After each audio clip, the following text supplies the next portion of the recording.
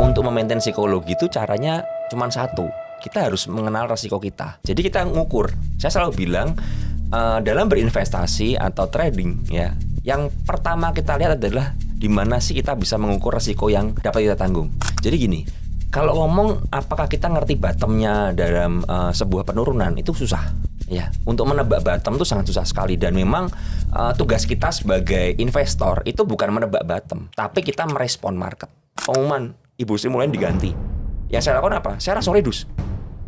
Karena saya tahu pasti akan ada penurunan susulan besoknya. Nah, tujuan saya reduce apa? Saya reduce, saya cut, besok untuk fight back lagi di bawah. Jadi saya selalu tidak pernah mengizinkan saya nyangkut di atas. Karena menurut saya sangkut itu pilihan dan keputusan kita. Ada penurunan lanjutan nggak sih? Kan hari ini lumayan rebound ya 1% tadi sempat sesi 1. Kalau misalnya dibilang masih ada penurunan lagi nggak dalam berapa hari ke depan? Karena gini, asing tidak melihat ada sesuatu di banking yang mereka harus beli di sana. Jadi mereka untuk masuk kan mereka melihat kan, gitu loh. Dari growth perusahaan seperti apa, dari ekonomi sebuah negara seperti apa, ya kan, dari data-data yang ada seperti apa. Nah kalau saya lihat belum ada katalisnya ke sana. Ada lagi satu porto untuk main FCA.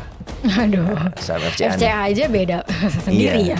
Tujuannya apa? Supaya saya nggak nyampur-nyampur. Dan saya pengen ngerti nih dari ini yang paling perkembangannya paling pesat yang mana.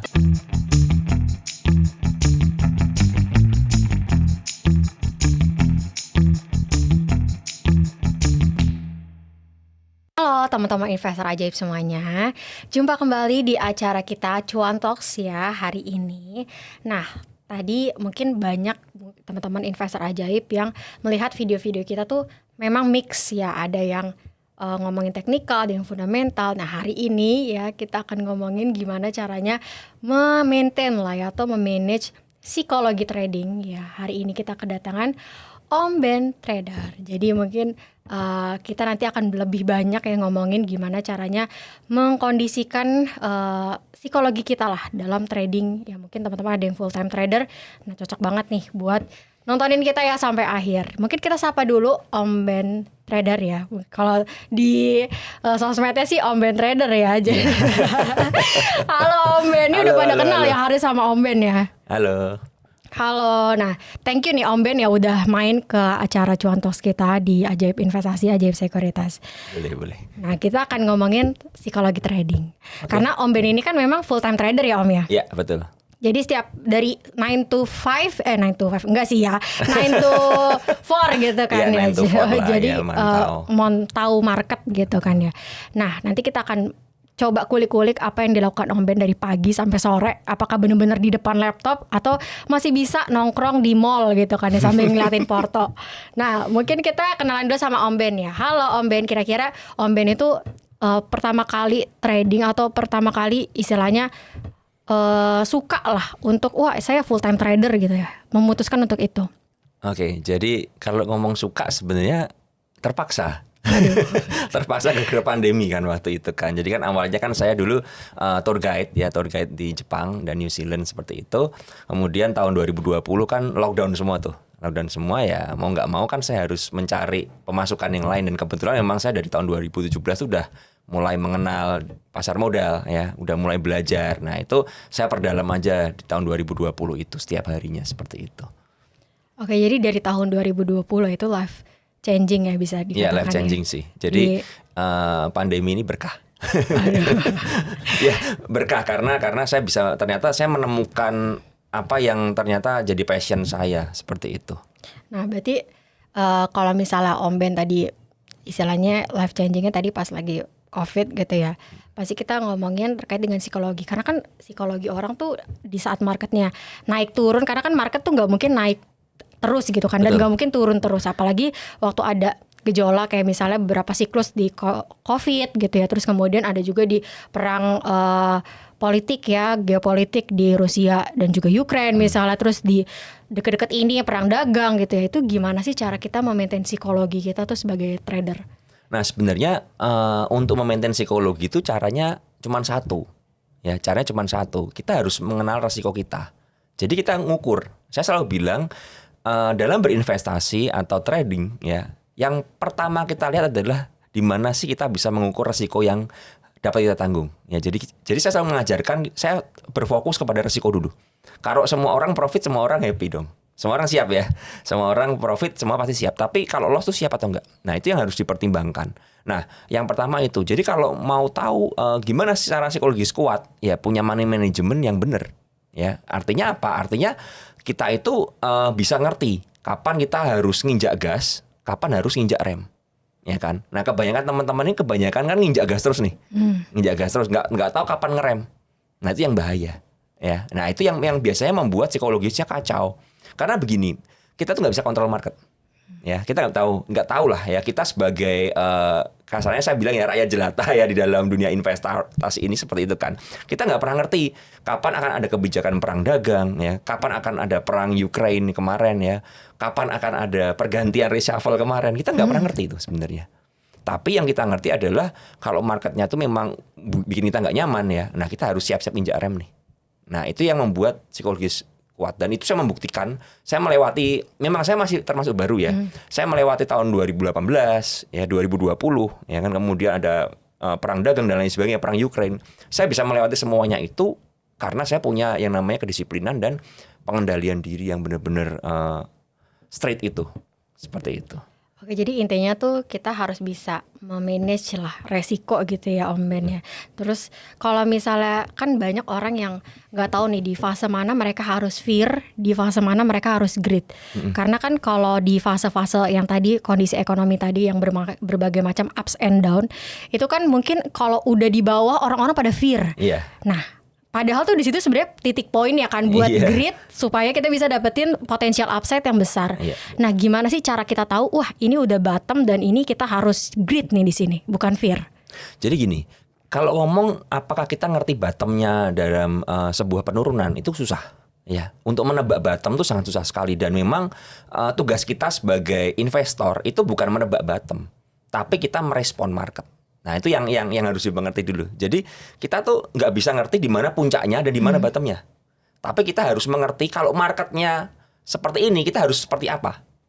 Nah, itu yang penting sekali. Jadi makanya ketika banyak teman-teman fear ya, kayak kemarin ada isu reshuffle, itu fear banget kan. Betul. Saya bikin video waktu itu di Instagram saya bilang, kalau kamu punya cash, kamu nggak perlu fear, nggak perlu ada yang ditakutin sama sekali. Justru ketika pagi-pagi ada penurunan yang cukup dalam, ya kan, dan melihat ada saham-saham yang memang menarik, ya, secara kalau kita sebagai fundamentalis ya secara fundamental murah, ya kan. Kalau kita sebagai trader ya pakai analisa teknikal ya, secara teknikal, secara flow ini bagus flownya, ya kan, terkoreksi dan average-nya dekat dengan average buyer di market rata-rata. Ya, ini kesempatan untuk buy. Seperti itu. Tapi buy-nya nggak boleh satu harga, ya. Buy-nya nggak boleh satu harga, itu yang pertama, dan yang kedua buy-nya nggak boleh 100% porsi langsung dijebret all in, apalagi pakai all margin tuh nggak boleh. Karena apa?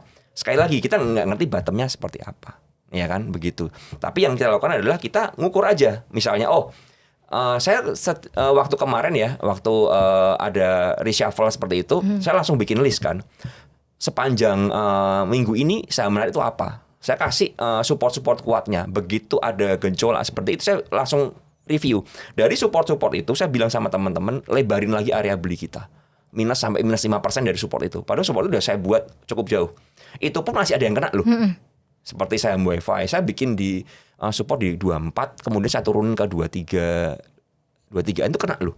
Sampai bottom di situ loh. Jadi benar-benar ada beberapa saham itu memang ekstrim penurunannya kan. Tapi ya kita ngerti kalau memang ini saham dengan sebuah story yang bagus ya, fundamentalnya ada, flow-nya ada, pasti akan balik. Dan terbukti WiFi hari ini tadi sempat 2650 kalau nggak salah dari 23. Kalau kita bisa nangkap di bawah itu kan upside-nya cukup tinggi, ya kan. Pani 13.000 sampai 14.000. Kemudian ada banyak saham seperti Inite dan lain sebagainya. Nah, cara kita menyikapinya bagaimana? Justru ketika marketnya itu dihajar panik ya, selama kita tidak berada di saham-saham yang distribusinya besar ya, seperti banking ya. Saham-saham lain itu kan cuma keseret panik sell tuh. Ya kan, karena ikut-ikutan kan, panik kan. Ketika BBCA dihajar gede ya, tiba-tiba turun semuanya, semua ikut turun tuh. Nah, ketika semua ikut turun, itu ada saham-saham tuh yang sebenarnya hanya pura-pura turun, saya bilang. Ya kan? Karena apa? Itu panik sell sesaat gitu loh. Nah, itu yang saya kejar. Itu yang saya cari, saham-saham itu. Saya cari, saya bedah listnya, saya cari. Nah, ya jadi ketika market panik, saya udah sibuk cari nih yang diskon 9.9 kemarin kan. Iya kan? Diskon 9.9 kemarin pas banget kan. 99 ya. 99 ini yang mana yang benar-benar flash sale. Nah, ketika masuknya pun juga saya bertahap. Artinya apa? Bisa nggak saya gagal, saya cut loss? Bisa. Tapi ketika saya cut loss, ya saya terukur lossnya. Dibandingkan saya ngejar ketika harganya di atas, di peak semua. Nah, itu yang membuat psikologi kita bisa kuat. Jadi ketika orang euforia FOMO, ya kan, kejar terus, justru saya malah takut sebenarnya. Saya ngejar nggak? Iya, saya ada ngejar. Tapi saya ngejar pun misalnya begini. Saya selalu bilang, dari satu portofolio kita, ya kita bagi ke dalam porsi. Artinya apa? Ya, satu portofolio kita, ini kita mau bagi berapa saham. Misal contoh, kita punya uang 100 juta. Kita tentukan, saya masuk 5 saham. Berarti alokasi dananya kan 20 juta kan. Ya kan, per saham kan. Nah, porsinya itu udah 20 juta itu. Nah, ketika saya FOMO pun, saya ngejar paling 20-30% dari 20 juta itu. Sehingga apa? Ketika market berbalik arah, ya, saya tinggal memutuskan, saya mau cut atau mau averaging down. Ya kan? Kan seperti itu. Kalau saya melihat marketnya berbahaya, ya udah saya cut. Tapi ketika saya cut, kan saya cuma 20% daripada porsi. Ya kan, bukan 20% daripada all porto. Nah, itu yang membuat saya bisa kuat gitu loh. Misalnya ketika kemarin ya pengumuman Ibu Sri Mulyani diganti, yang saya lakukan apa? Saya langsung reduce. Karena saya tahu pasti akan ada penurunan susulan besoknya. Nah, tujuan saya reduce apa? Saya reduce, saya cut, besok untuk fight back lagi di bawah. Nah, ketika saya punya cash yang kuat, mau market mau turun minus 2%, 3% pun saya nggak khawatir. Ya kan? Karena apa? Misalnya contoh nih. Saya punya, anggap aja lah, saya punya saham WiFi ya. Saham WiFi saya punya average mungkin tinggi di 27 28 ya kan. Kemarin turun kan. Saya buang di 26, 25 ya kan. Tujuannya apa? Untuk saya buyback lagi di bawah di 23. Seperti itu, ya kan? Artinya apa? Artinya saya itu tidak mau punya psikologis yang berat karena saya nyangkut gitu loh. Karena begini, kalau kita lihat porto ya. Kita lihat misalnya ya. Om Ben kalau nggak di cut loss kan bisa balik. Kan pertanyaannya begitu kan. Pertanyaannya kalian kuat nggak lihat porto kalian? Iya kan? Mental kalian cukup kuat nggak? Kalau saya nggak cukup kuat. Saya lebih baik saya cut di atas, saya buyback di bawah. Dan itu pun dilakukan oleh market maker saya rasa gitu loh. Mereka juga pasti akan dalam tanda kutip akan nge-short di situ. Mereka akan buang dulu di atas, kemudian ambil lagi di bawah. Iya kan? Karena apa? Daripada kena penurunan drag down yang cukup panjang, yang cukup jauh, yang kita nggak ngerti, yang mending buang dulu di atas. Ya kan, sampai di bawah kita ambil lagi, serok lagi. Dan itu sering dilakukan oleh Insti pun melakukan itu gitu loh. Nah makanya kalau teman-teman kan biasanya kan nggak mau cut loss. Karena apa? Cut loss berarti kan loss. Ya kan. Mereka ngitungnya cuman sesaat. Kalau saya nggak, saya hitungannya adalah saya dalam periode tertentu yang lebih panjang, 1 bulan, 2 bulan, 3 bulan. Ya kalau mau fight di saham ini ya hitungannya panjang. Ya kan. Saya pernah kok waktu itu beberapa saham juga begitu. Ya. Tapi saya hitung total semua. Setelah saya melakukan cut di atas, saya buyback di bawah. Ya. Overall masih profit. Gitu loh. Tapi memang periodenya agak panjang, 1 bulan 2 bulan seperti itu. Nah itu yang membuat psikologi saya kuat. Jadi saya selalu tidak pernah mengizinkan saya nyangkut di atas. Karena menurut saya sangkut itu pilihan. Ya pilihan dan keputusan kita gitu loh. Nah kembali kalau mau psikologisnya kuat ya disiplin gitu. Oke, jadi money management juga disiplin gitu ya, Om Ben ya. Jadi kalau bisa dibilang kan memang seperti mungkin kita lihat beberapa ini deh, event terakhir ya seperti reshuffle kabinet kemarin untuk kabinet merah putih itu kan memang IHSG-nya di sore kan ya itu udah turun padahal paginya kita lihat masih hijau. Iya paginya masih cerah, masih bagus. Masih cerah, masih ya naik lah walaupun nggak 1% tapi naik 0,8%, 0,6%. Nah tiba-tiba di sorenya kan memang turunnya sampai 1%, 1,2%. Oslo juga ada gitu kan ya. Di besoknya biasanya pasti akan ada penurunan lanjutan ya Om Ben ya. Betul. Dan kemarin terbukti juga di hari Selasanya ada penurunan lanjutan dan itu penurunannya juga 1,7%-an, outflow-nya juga sekitar 4 triliunan gitu ya. Nah itu kan orang mungkin kalau Om Ben berarti di hari pertamanya, di hari Seninnya udah cut duluan gitu ya. Jadi pas udah ada, wah ini bakalan crash nih besok. Nah itu biasanya Om Ben tuh di hari pertama ada isu atau ada news itu langsung cut berarti. Iya. Saya jujur aja, kan tadi tanya ya kamu ya, apakah saya memantau market tiap hari layar? Enggak sebenarnya. Saya tuh cukup kaget juga. Saya tuh lagi nyantai ya kan, karena kan kita ngerti market tuh kan nggak selalu ramai sekarang ya. Tiba-tiba menjelang siang tuh sepi. Kalau udah sepi mau apa ya? Saya main game. Saya ambil tablet, saya main game seperti itu. Saya main apa? Atau saya tinggal nonton TV, Netflix atau apa? Atau tinggal kesibukan yang lain, ngurus grup dan lain sebagainya. Saya tuh cukup kaget.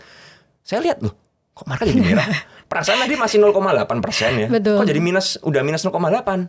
Nah, ada beberapa saham tuh yang memang saya itu belum TP gitu loh. Yang dilakukan apa ya? Saya langsung clear. Oke. Saya begitu langsung cari tahu dong ini kan ada apa market. Nah, kan kebetulan kan saya punya banyak komunitas tuh. Kan di situ kan teman-teman pasti kirim ya. Oh, ini mau Reshuffle gitu kan. Reshuffle gini kan. Saya lihat yang diganti siapa? Wah, Menteri Keuangan kita yang Core-nya diganti gitu kan. ini jenderalnya nih diganti nih. Nah, pasti kan ada gejolak kan. Ya udah langsung saya clearin semua itu. Oke. Nggak mikir panjang. Nah, kira-kira saham yang di-clearin tuh apa? Mungkin bisa di-spill nih waktu Banyak. itu. Oh, banyak ya. Kira-kira dari berapa persen dari Porto deh? Enggak banyak sih sebenarnya gini. Saya tuh dari awal itu ketika IHSG udah dekat 8.000, saya tuh udah bilang sama anak-anak, saya tuh cuma pegang 30% di saham, 7% cash. Jadi saham saya tuh enggak terlalu banyak sebenarnya. Saya punya BRPT kemarin. Ada BRPT, ada Inet, kemudian ada model kayak Bufa saya juga punya. Apalagi ya kemarin ya, ada kayak Raja yang model-model begitulah, konglo-kongloan lah ya. Begitu itu, waduh kok kayak gini, saya langsung cutin semua. Tapi memang saya cuma 30% kan. Ya, jadi saya cutin semua, ya udah saya tunggu besok seperti itu. Kira-kira di Portonya tinggal berapa persen? Clear? Tinggal kalau nggak salah 3 saham kalau nggak salah. Tapi 3 saham pun itu benar-benar yang top liner ya. Oh, porsinya kecil berarti ya? Iya, dan itu benar-benar saham yang dalam tanda kutip nggak ngefek dengan gejolak di market, karena ada yang saya punya 4 saham kalau nggak salah, yang 2 tuh suspend. Suspend karena naik terus kayaknya tahu nih saya. Ya, karena suspend.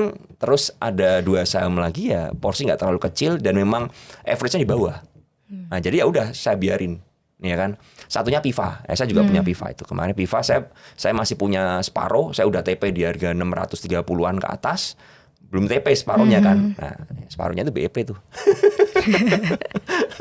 Akhirnya balik lagi ke 500, saya buang dulu akhirnya. Ya, nah itu kan tadi udah dibuang nih ya, Om Ben ya. Berarti kan istilahnya udah manajemen resikonya udah langsung cut gitu kan, karena ya ini jenderalnya kan tadi yang di reshuffle. Nah terus tiba-tiba muncul nggak untuk besoknya nih, kan lihat marketnya makin dalam kan turunnya. Ada nggak maksudnya berapa persen sih yang ini udah time to buy back lagi nih? Itu udah berapa persen? Saya tuh karena kan banyak sekali hampir semua saham turun semua kan. Betul. Agak kebingungan juga karena kalau mau nyerok itu mau nyerok yang mana nih? Ya kan, mau nyerok yang mana? Jadi saya cenderung sedikit pasif kemarin sebenarnya. Saya lihat kayak contoh Inet ke drag down sampai 197. Saya langsung buka TA-nya. Oh, TA-nya tepat di 197, ada titik support yang mantul di situ, bener-bener. Itu memang yang udah saya tunggu sebenarnya. Ya udah saya beli di situ. Inet saya ambil Inet. Kemudian saya lihat kok kayaknya Pani menarik juga nih, Pani nih di 13 ribuan kan. Saya baru masuk cuman 10% 20% porsi aja waktu itu. Kemarin tuh di average 1300 kalau nggak salah. Saya expect-nya tuh dia turun ke 12.700. Pinginnya sampai 12.500. Hari ini rebound. Nah, hari ini rebound. Ya, jadi saya cuma dapat ya 10-20%. Ya udah naik, ya udahlah saya buang dulu lagi. Brand kemarin juga saya dapat di 83, 82. Ya, jadi memang ya ketika turun seperti itu saya malah nggak agresif dulu. Oke, jadi kayak wait and see dulu, kalau masuk juga porsinya kecil dulu ya, Om Ben ya? Iya, karena gini, kita nggak pernah ngerti market itu akan seperti apa gitu loh. Yang dikhawatirkan apa kita agresif, diajar lagi. Betul. Diajar lagi kan. Cuman ketika saya kemarin melihat beberapa saham dan IHSG kita di area support, saya kan bilang kemarin di teman-teman juga, IHSG 76 lah. 76 tuh ada support penting di situ harusnya. Walaupun outflow-nya gede, dan saya bilang di grup 75% chance IHSG kita mantul untuk hari ini. Dan bener, ternyata mantul kan. Tiba-tiba asingnya ngilang, tidak jualan lagi, ya kan? Karena kan yang bikin tertekan kan dari BBCA tuh. Ya kan, dan lain sebagainya. Tiba-tiba udah selesai mereka jualannya. Technical rebound kan kita kan, technical rebound. Nah, cuman ya udah, kalau udah technical rebound apakah saya ngejar? Enggak. Saya lebih condong kalau saya mau beli pun saya lihat. Jadi gini, karena saya ngerti penurunan kemarin itu outflow gede. 4T itu gede banget ya. BBCA 2T sendiri. Itu gede sekali, ya kan. Itu nggak mungkin langsung V-shape recovery dengan penurunan segede itu. Apalagi pakai volume penurunannya kan berarti kan. Artinya apa ya, kenaikannya semua technical rebound. Nah, yang saya tunggu sekarang adalah saya cuma trading aja, ya, main cepat aja, pokoknya dapat duit, ya kan, cuman bungkus aja. Kemudian saya akan melihat lagi dalam beberapa hari ke depan gimana marketnya. Oke, jadi setelah buyback tadi ya sedikit dengan porsinya, habis itu pas udah ada teknik rebound tipis-tipis langsung jual lagi ya Om Ben. Iya, Jadi masih wait and see dulu ya, gitu ya. kayak Pani saya udah buang. Saya hampir hari ini banyak yang saya jualin. Saya Banyak yang jualin. TP ya. Saya TP dulu sambil lihat. Tapi ada yang saya sisain juga. Ya, cuman kalau yang saya sisa ini saya udah siap nih. Kalau misalnya makanya ke drag down lagi ya saya harus siap buang gitu aja. Kalau menurut Om Ben nih ada penurunan lanjutan gak sih? Kan hari ini lumayan rebound ya 1%-an tadi sempat sesi 1. Kalau misalnya dibilang masih ada penurunan lagi nggak dalam berapa hari ke depan? Kalau kita ngomong secara teori teknikal itu pasti ada. Karena kan penurunan kemarin tuh breakdown jebol semua support betul. dengan volume kan. Berarti kan sekarang adalah retest support yang dijebol itu. Dan retestnya pun hari ini nggak ada volume menurut saya. Banking juga nggak ada akum hari ini, ya kan? Kalau dilihat sesi 1 tadi akumnya tuh di saham-saham yang aneh-aneh menurut saya. Ya kan, Dan ada di all market juga NSSS. masih net sell kan? Iya, Tadi dan di all 500 market miliar. juga 500 miliar tadi sesi 1. Berarti kan technical rebound aja, ya kan? Mancing aja teman-teman ya, ngerti mancing supaya mereka agresif dikarungin lagi nanti kan. Nah, jadi yang saya lakukan adalah ya saya lebih sabar menunggu karena dengan model seperti ini ya kita bisa tetap bertahan di market kalau kita itu lebih sabar sekarang ya. Jadi makanya saya bilang teman-teman harus ngerti kapan teman-teman itu nginjak rem ya, dan teman-teman tuh nginjak gas. Nah, sekarang ini jangan nginjak gas kencang-kencang nih, ya kan? Justru harus ngerem nih. ngerem dulu ini. Cuan bungkus gitu ya Om Ben ya? Iya, cuman bungkus dulu. Cari momentum aja lah kasarannya seperti itu. Oke, jadi untuk sekarang tuh masih belum bisa grit ya. Kita masih kayak harus ya sedikit-sedikit fear dulu lah ya. Jadi kayak bisa dibilang tuh ya cuan bungkus aja gitu ya. Sebenarnya bukan fear sih. Kalau saya bilang saya tuh tetap menjaga saya tuh di posisi yang netral. Oke. Ya. Karena apa? Karena kalau kita fear, ya kita tuh akan bias. Yang terjadi adalah kita akan panic sell dong kalau kita fear ya. Dan kita akan menebarkan fear ke teman-teman yang lain. Saya tuh nggak mau seperti itu. Saya akan mencoba melihat market secara objektif. Saya juga gak grit. Ya, karena kalau saya grit ya dengan market yang saya jelas-jelas kelihatan asing keluar dari IHSG kita grit itu konyol menurut saya. Itu sangat konyol sekali. Kapan saya akan grit? Saya akan grit ketika asing udah buyback lagi ya. Dan buybacknya akumulasinya masif. Nah, itu saya baru mulai menaikkan level ke grit. Tapi kalau sekarang saya coba netral di tengah supaya saya tuh nggak bias. Ya kan, karena saya punya komunitas yang harus saya handle juga kan, untuk saya mentoring mereka kan. Nah, saya nggak mau menyesatkan mereka gitu loh. Karena kasihan. Teman-teman ini banyak yang nggak ngerti apa-apa menurut saya gitu loh. Nah, kalau lihat di luar sana ada bilang, besok ya kita bakal trading halt. Saya cuma ketawa, nggak mungkin trading halt. Iya, kita udah dirancang nggak mungkin trading halt. Ya, dengan kebijakan dari bursa yang baru ini nggak mungkin trading halt. Karena udah digeser kan, Iya, minus berapa? Minus 9% ya. 9%. Dan cuman minus 14%, 15% ARB-nya nggak mungkin kecuali DSSA, DCII, semua 10 top market saham semua minus 15% baru bisa mungkin deket-deket trading halt. Kalau nggak mungkin. Nah, tapi kan di luar sana tuh banyak tuh yang beredar tuh. Wah, bakal trading halt gini-gini, bakal gini-gini, bla bla bla bla bla. Saya cuman bilang, udah tenang. Bedah porto kita, mana yang harus kita cut, mana yang enggak. Saya selalu bilang seperti itu. Karena kalau kita ikutan panik ya, kita nggak bisa objektif. Dan akhirnya apa? Jangan sampai kita malah cut loss di harga support. Setelah cut loss mantul. Damage untuk psikologis double itu. Ya kan? Berasa kayak wah ini saya dijegal semesta ini kan begitu kan, saya cut loss sahamnya terbang karena kita cut loss dengan tidak membuat analisa yang baik, tapi kita justru murni karena kita ikut-ikutan aja panik gitu loh ya. Nah, itu bahaya banget menurut saya. Oke, nah tadi kan berarti kalau Om Ben sendiri melihat kalau udah asing udah mulai masif lah ya, udah mulai inflow lagi. Nah sekarang kan 60 triliun. Nah kira-kira inflow-nya udah pas berkurang itu di berapa triliun nih Om Ben? Gini. Sebenarnya kalau saya boleh ngomong jujur ya, jujur untuk banking sampai akhir tahun ini masih agak berat. Ya, masih agak berat karena gini, asing tidak melihat ada sesuatu di banking yang mereka harus beli di sana. Iya kan? Ya. Jadi mereka untuk masuk kan mereka melihat kan, gitu loh. Dari growth perusahaan seperti apa, dari ekonomi sebuah negara seperti apa ya kan, dari data-data yang ada seperti apa. Nah, kalau saya lihat belum ada katalisnya ke sana. Jadi ya apa alasannya? Kalau kita ngomong kan udah murah secara value. Nah, kalau mereka berpikir masih bisa lebih murah gimana? Nah, kan begitu kan. Jadi murah menurut kita belum tentu murah menurut asing. Ya kan, karena asing punya point of view yang lebih tinggi dari kita. Jadi lebih lebar, mereka lebih lihat keseluruhan daripada kita gitu loh. Karena mereka mungkin lebih punya koneksi, lebih punya tools yang lebih baik, lebih punya data yang lebih baik daripada kita kan, lebih lengkap daripada kita, informasi lebih bagus daripada kita kan, seperti itu kan. Nah, kita sebagai teman-teman retail ya tidak boleh melangkahi mereka, ini kan seperti itu. Saya selalu tidak pernah berpikir bahwa kita tuh harus beli serendah mungkin, enggak. Cara saya untuk menaikkan dan menjaga portfolio kita adalah saya itu menjaga kestabilan dan konsistensi.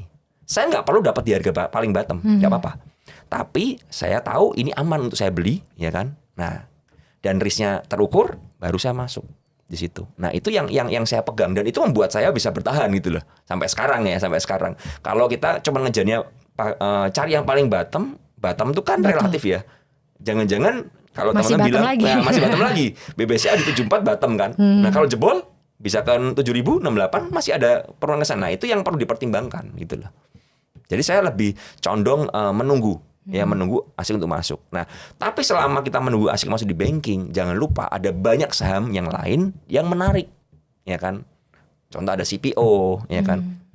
CPO menarik, sektor energi juga menarik, ya kan? Terus emas juga menarik. Nah, ini yang sebenarnya kita shifting dulu aja. Ya, saya selalu bilang saya tuh nggak pernah fanatik di satu saham. Ya, saya tidak melulu harus masuk banking. Kalau memang banking nggak menarik ya nggak usah dicintai. Kita cinta yang lain yang kasih kita cuan kan begitu. Tapi teman-teman kan fanatik banget nih.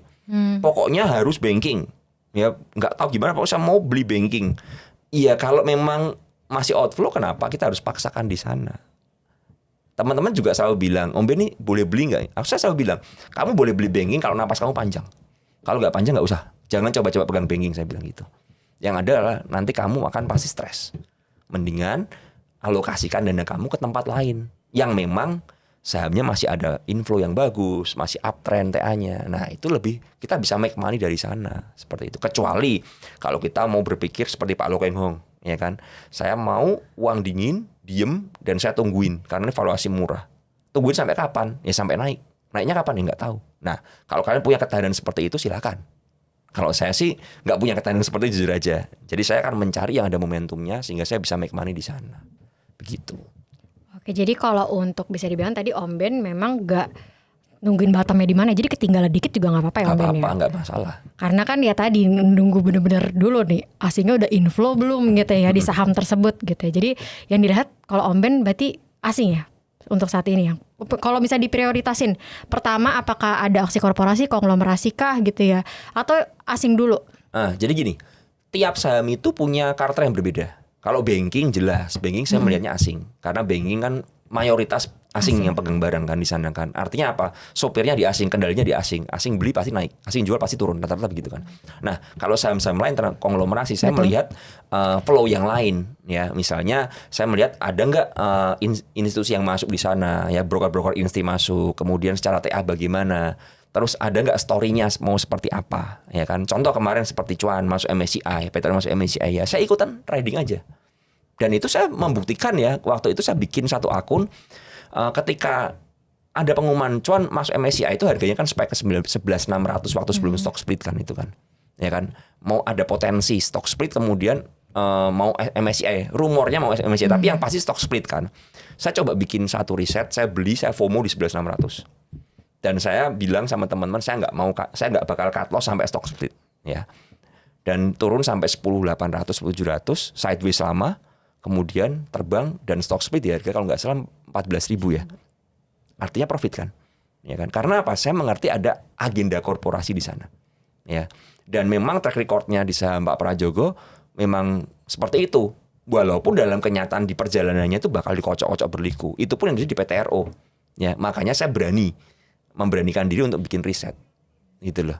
Dan akhirnya masuk ke MSCI. Ya, jadi saya punya berarti 1160 tertingginya kan sampai kalau nggak salah 1.800 atau 1.900 ya Cuan ya, sampai di area segitu kan, berarti kan dikasih profit tuh. Nah itu yang saya lihat, oh berarti memang di saham konglomerasinya Pak Prajogo cara mainnya seperti itu, ya kan. Nah nanti di saham yang lain juga ada beda-beda, dan itu saya coba bikin riset di beberapa saham yang berbeda. Jadi kalau ditanya apakah yang dilihat yang di mana dulu, kalau banking jelas asing, kalau konglomerasi yang saya lihat adalah satu ownernya Yang kedua kepentingannya, ya kepentingannya. Kemudian saya matching dengan ada nggak inflow di sana dan TA-nya seperti apa. TA untuk membatasi risiko saya, ya. TA untuk membatasi risiko saya. Nah itu yang harus dipertimbangkan semuanya.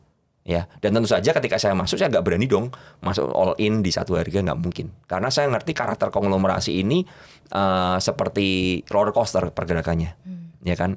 Kita ngerti sendiri kan brand gagal masuk MSCI itu dari harga 10.000 turun ke 5.000 kan, terus naik lagi 10.000 kan. Nah itu kan harus dilihat tuh dengan volatilitas seperti itu kita siap nggak di situ. Nah itu yang harus dipertimbangkan. Ajaib semua bisa.